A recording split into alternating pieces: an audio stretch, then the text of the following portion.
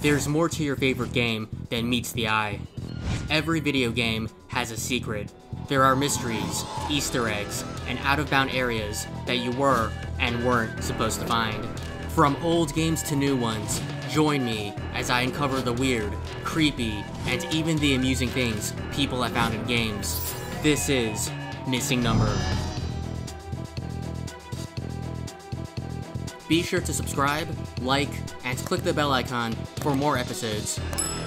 And if you know any video game Easter eggs, secrets, or mysteries, be sure to let me know in the comments below or through my social media accounts.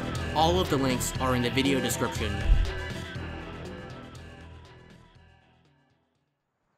Over 10 years ago, while playing GTA 4 on my Xbox 360, I was casually exploring the game's open world of Liberty City. I don't recall being on any mission. I was simply just wandering around on my leisurely time. I was outside, I believe at a park somewhere, but at some point, I stumbled upon two stairways leading down. The stairways were facing each other, and so I proceeded to walk down the flight of stairs. When I reached the bottom, there was nothing of interest. The only thing that was there was a bathroom door on the side. I think there was both a men's and women's bathroom, side by side. I forget, but the doors were locked. I couldn't get in. This wasn't unusual though, since there are many interior rooms and buildings that can't be entered in GTA 4. Plus, there was nothing unusual or special about the bathroom doors. They just looked like any other door in the game. However, for whatever reason, I ended up hanging around there for longer than usual. I can't recall why. I think I put down the controller and was doing something else, like browsing the internet on my computer. So my character was idle and just standing there. But whatever the reason, I would end up staying there for much longer since something strange caught my attention. In the distance, I heard what sounded like a woman crying. It was faint and a little bit hard to hear due to the sound of the cars and pedestrians going by, but there was definitely a distinct sobbing that I could hear, and I'm 99% sure it was coming from the woman's bathroom. I think I even walked away from the bathroom and came back down the stairs just to make sure I wasn't hearing things. But sure enough, I heard the crying again. It didn't happen immediately, but after a couple of seconds, I could definitely hear a mysterious, disembodied female weeping. I don't believe it was the pedestrians walking around outside. If I remember correctly, there was a sidewalk right near the bathroom. In fact, I think I even got frustrated because as I was trying to listen to the woman crying, there were pedestrians that would talk out loud as they passed by me above. But the crying was too faint and muffled to be a pedestrian outside, and as aforementioned, when I walked away from the bathroom and came back, I could hear the crying again at the same location. I even stood there for a few minutes, and the crying never seemed to change positions. It never got louder or quieter. It didn't sound like it was coming closer to me or moving away, so the weeping woman must have been stationary. Now, if it was a pedestrian outside, which I don't think it was, then that would be strange, since why would a random NPC pedestrian be crying on the street in public? I don't recall ever seeing that while playing the game. Maybe it can happen when a pedestrian stumbles upon a dead body and starts mourning, but there were no dead bodies in the area. No crime was being committed. It was a very peaceful day. To finally get some closure after all these years, I recently replayed GTA 4 to see if I could find the bathroom where I heard the woman crying. I remember it was at a park, so naturally, I went to Middle Park, which is GTA 4's version of Central Park. The place was big, and I explored every nook and cranny, but to my disappointment, I couldn't find the bathroom. I could have sworn it was at a park. Maybe it was at a different park? Are there even any other parks in the game? I wasn't sure, but I looked at other areas in Liberty City where I thought the bathroom might be, but no luck. It's possible that the crying that I heard wasn't even at a park. It's been roughly 10 years since the haunting incident occurred, so unfortunately, my memory is foggy. However, there's one thing that I know for certain. I definitely heard a woman crying, and there was definitely a bathroom. But who was this woman, and why was she crying? I don't know. I looked online to see if other players encountered what I heard, but I didn't find anything. The closest thing that I could find were a few reports and videos of a woman crying in a bathroom stall at a nightclub called Masonette 9. This place is only accessible in GTA 4's DLC, The Ballad of Tony. Once inside the nightclub, head to either the men's or women's bathroom, and inside a locked stall, you can hear what sounds like a woman being physically intimate with someone. Due to YouTube's policies, I can't actually say the word, nor can I play the video with the audio of the act in progress. However, periodically, you can also hear the woman suddenly cry for some strange reason.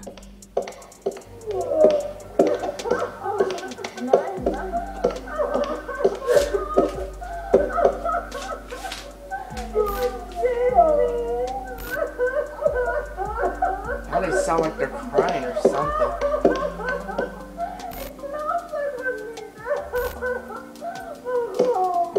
Now they sound like they're crying.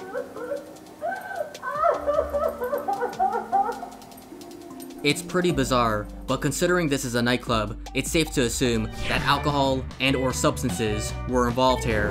However, eerily, a user named Quesadilla on GTAforums.com claimed to hear the woman screaming after waiting in the bathroom for 5 minutes. It's worth noting, however, that the user makes this claim after posting a fake and elaborate story involving the woman in the bathroom. Part of the story involved receiving a text from a woman named Rebecca telling him to, quote, "leave now." His friend, who also had this happen to him, ended up blacking out and waking up on top of the Statue of Happiness with all of his money and weapons gone.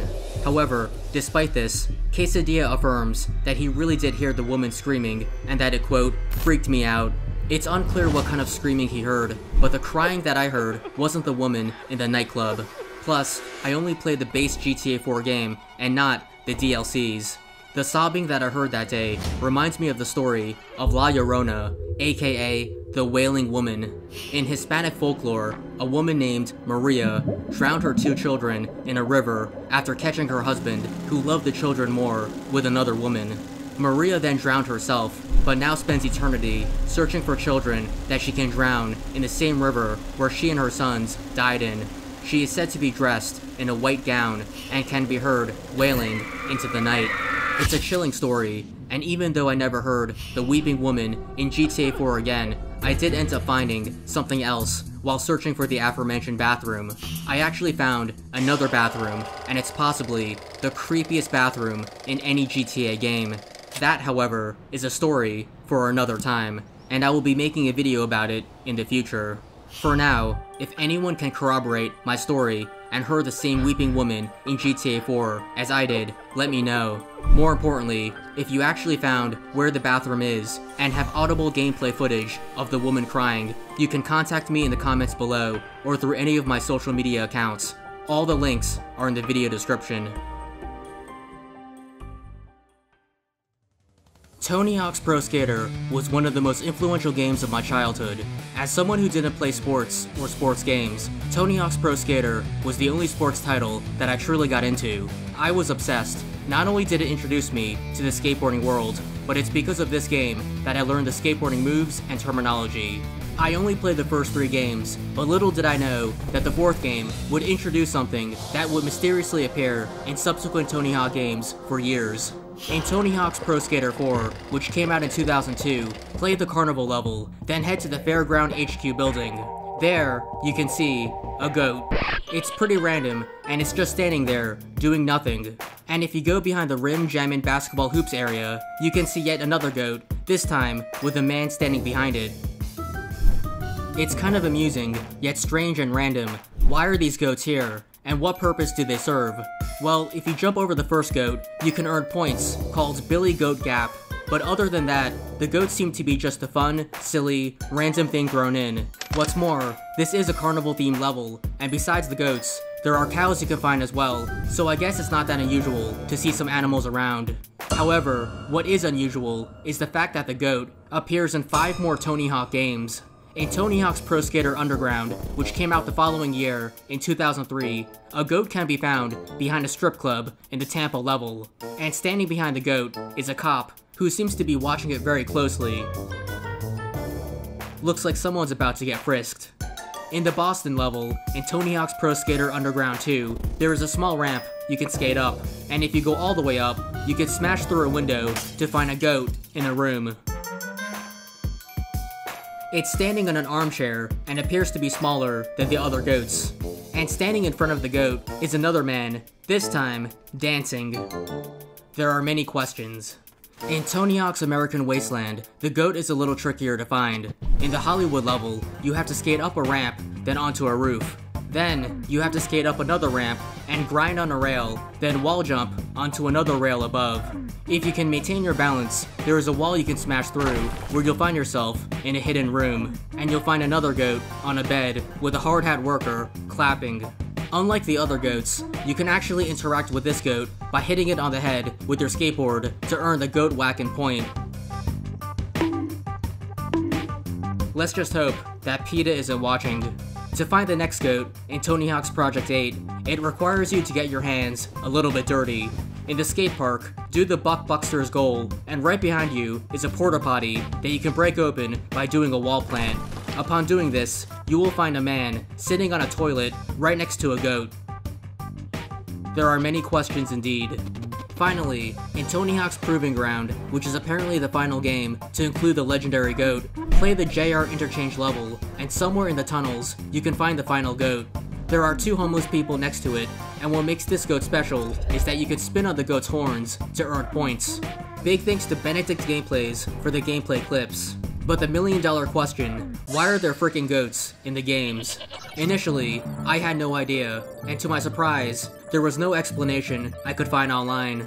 Curious, I scrolled to the comment section of Benedict Gameplay's video, where one commenter claimed it was a weird 90s Go F a Goat reference. Upon googling the phrase, the one thing that kept popping up was a line from the movie The 40-Year-Old Virgin, in which one character says, "Go F a goat." However, that movie came out in 2005, and Tony Hawk 4, which was the first game to include the goat, came out in 2002, so the goat couldn't have been a reference to the movie. And it also couldn't have been a reference to Goat Simulator. When Tony Hawk's Pro Skater 5 came out, the game received negative reception from the gaming community and media, who compared the game to Goat Simulator due to how bad the physics were. But Goat Simulator came out in 2014, over a decade after Tony Hawk 4 came out, so the goats in Tony Hawk couldn't have been a reference to Goat Simulator. I wasn't any closer to the truth, so then I looked up the word GOAT to see if it had any other meaning, and sure enough, GOAT is apparently an acronym for greatest of all time. And so the game's developer thought that Tony Hawk was the GOAT. Mystery solved, right? Wrong. Upon scrolling down the comment section of Benedict Gameplay's video, there was another commenter that claimed that the goats were actually a shout out to the B-Goat Clan. The B-Goat Clan, which stands for Best Glitchers of All Time, are a group of players that manage to find glitches in every Tony Hawk game. They supposedly have the largest collection of Tony Hawk glitches and Easter eggs. To confirm this, I found B-Goat's website and joined their public Discord to ask if any of the goats in Tony Hawk were indeed a nod to the B-Goat Clan. And immediately, an apparent member of the B-Goat Clan named B-Goat Biz replied and said that yes, it was true. B-Goat Biz said that a Neversoft developer named Alan Flores was the one that added the goats in the game, and that someone named Wiz, who's apparently the founder of the B-Goat Clan, was invited to Neversoft to play the pre-release versions of Tony Hawk's Project 8 and Tony Hawk's Proving Ground.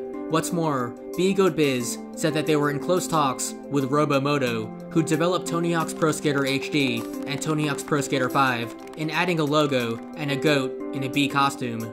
Ultimately though, this never materialized. However, B-Goat Biz said that there are other Easter eggs in the Tony Hawk games, like an out-of-bound message that says, "No goats allowed." There was even a B-Goat reference in the Tony Hawk's Project 8 strategy guide. All of the information that B-Goat Biz provided me sounded pretty legit, and so I was confident that the mystery of the goats was solved.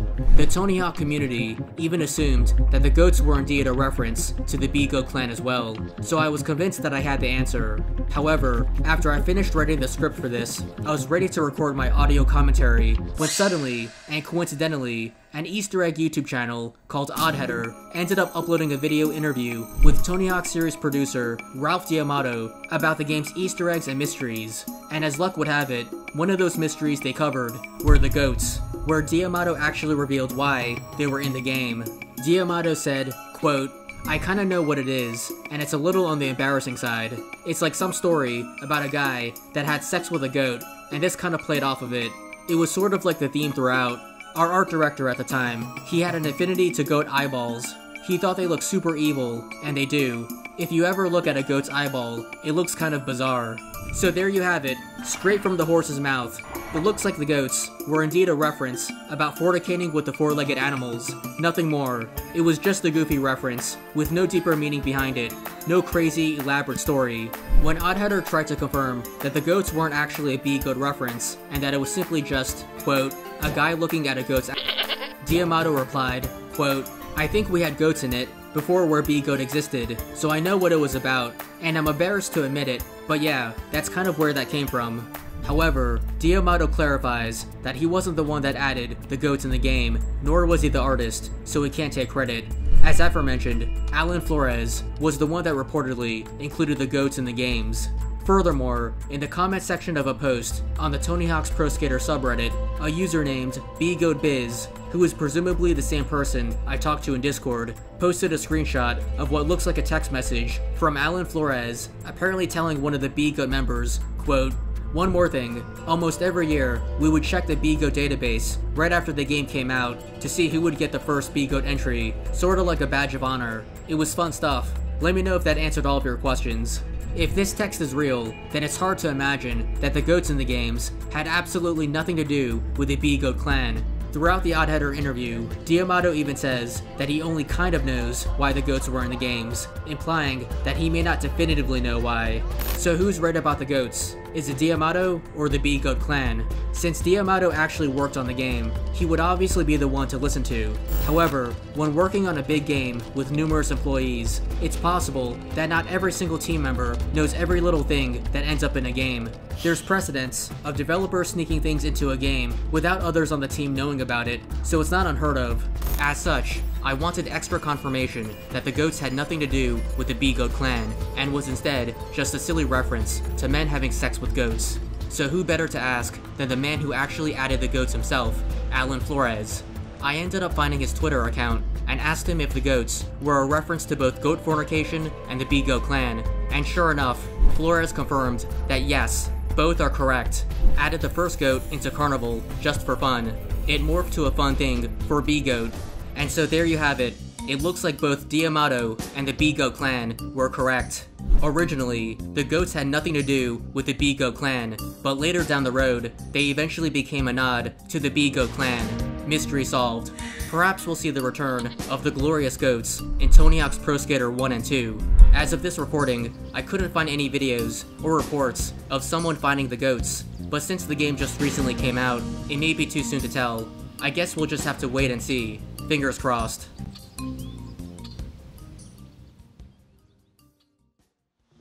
In Animal Crossing New Horizons, your goal is to recruit visitors to your own private island. But there is an unexpected visitor that you can encounter, and it's out of this world. In order to see this mysterious visitor, you first have to acquire a television. However, this is no easy task.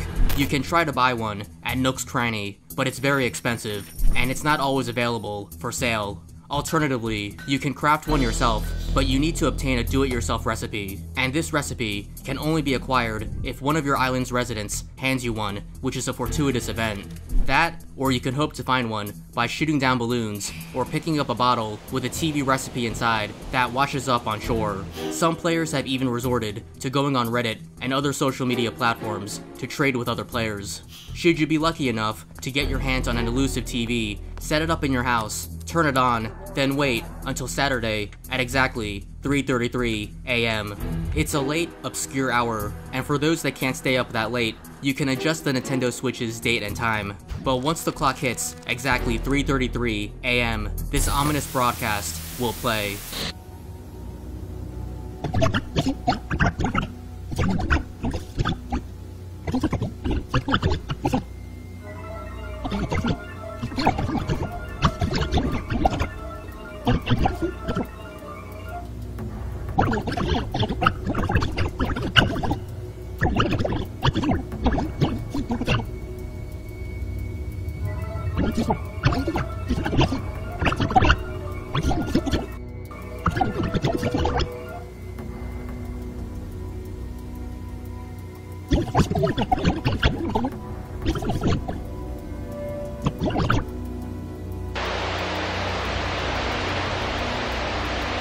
It's creepy and unsettling, but what it means is unknown. An alien with large red eyes can be seen on the screen speaking some unintelligible language. A flying saucer also appears on screen, and at the end, they're static with some kind of strange silhouette.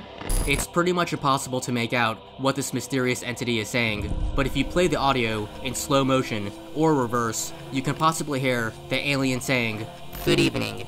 Your resistance is futile. Please stop resisting," and "End of the world." These translations are courtesy of a YouTuber named Fate Awaits, and others claim to hear the word "Mission, we will take over your island," and "Listen, I am coming for you."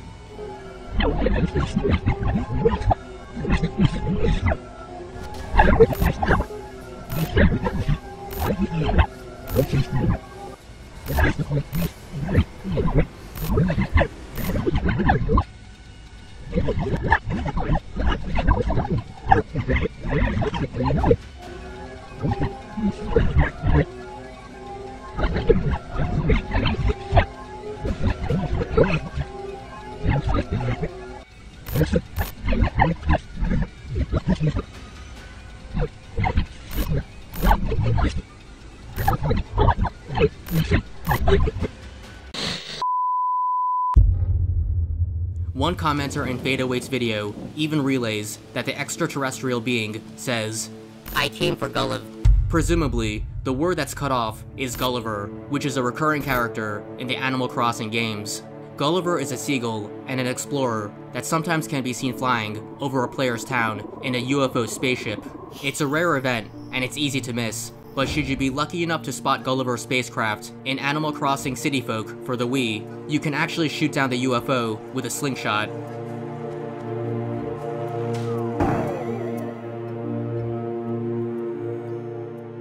And if you head to the beach, you can find Gulliver and his downed spacecraft washed up on shore. Talk to him, and he says he was visiting your planet, leaving crop circles for people to ponder about, when suddenly, something hit his spaceship and he started going down. He asks for your help in finding a missing part for a spaceship so he can fly away. Interestingly, his spaceship looks similar to the UFO that's seen in the alien broadcast in New Horizons. Is there a link between Gulliver and the aliens? Could the alien be Gulliver? Or perhaps the aliens are the ones looking for Gulliver? Nevertheless, should you find Gulliver's missing spaceship part, he'll reward you with an item that you can place in your home as furniture.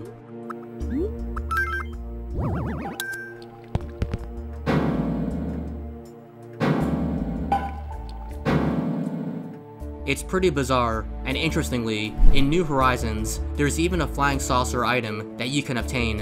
What's more, a tiny black alien with red eyes can be seen coming out of it, and it looks exactly like the alien on TV.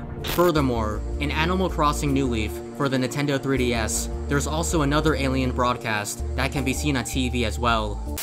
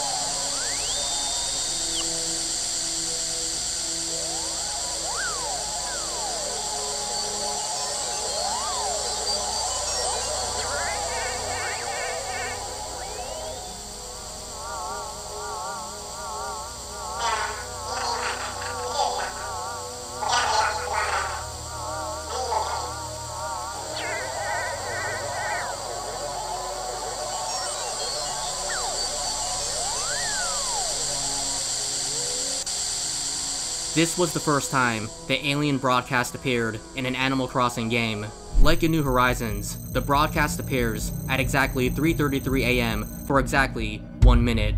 But unlike in New Horizons, it can be seen on both Sundays and Mondays, and not just on Saturdays. Additionally, the visuals and sound effects are a bit different, but the one thing that the broadcasts have in common? Both are very cryptic. Not only that, but the aliens even appear in the Animal Crossing movie, which came out a year after the release of Animal Crossing Wild World for the Nintendo DS. In the movie, Gulliver makes an appearance, and just like in the games, his spaceship crash lands to the ground. He asks the villagers to help him find the missing pieces of his spaceship, and once they're found, UFO saucers suddenly appear in the sky. One of the spaceship pieces then moves and turns out to be a sentient alien being that got separated from its kind.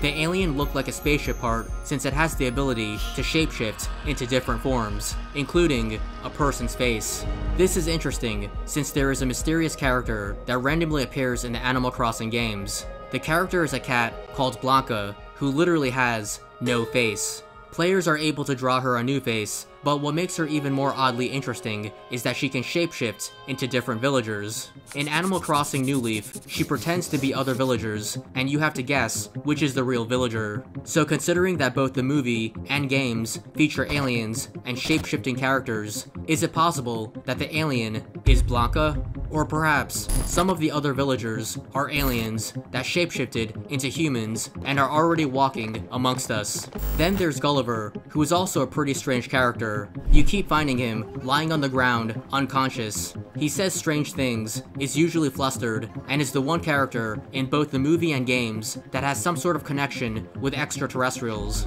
He may even have been abducted by aliens.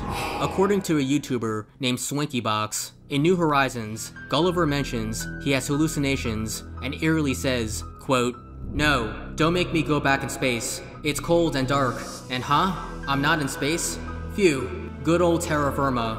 If aliens were to abduct someone, it would make sense to administer some kind of drug to weaken the person, which could possibly cause hallucinations. It would also make sense to bring the abductee up into space where no one can hear you scream.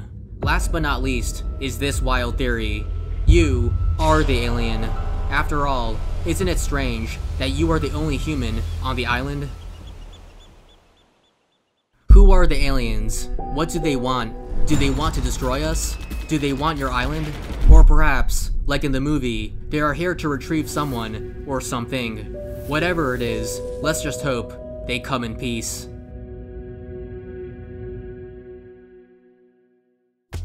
What other secrets lie out there?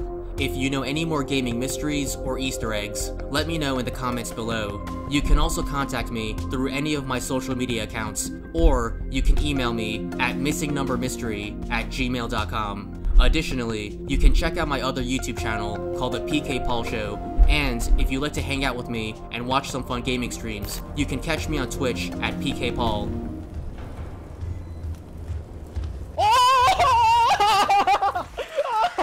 All of the links are in the video description, and don't forget to like and subscribe to this channel for more episodes of Missing Number.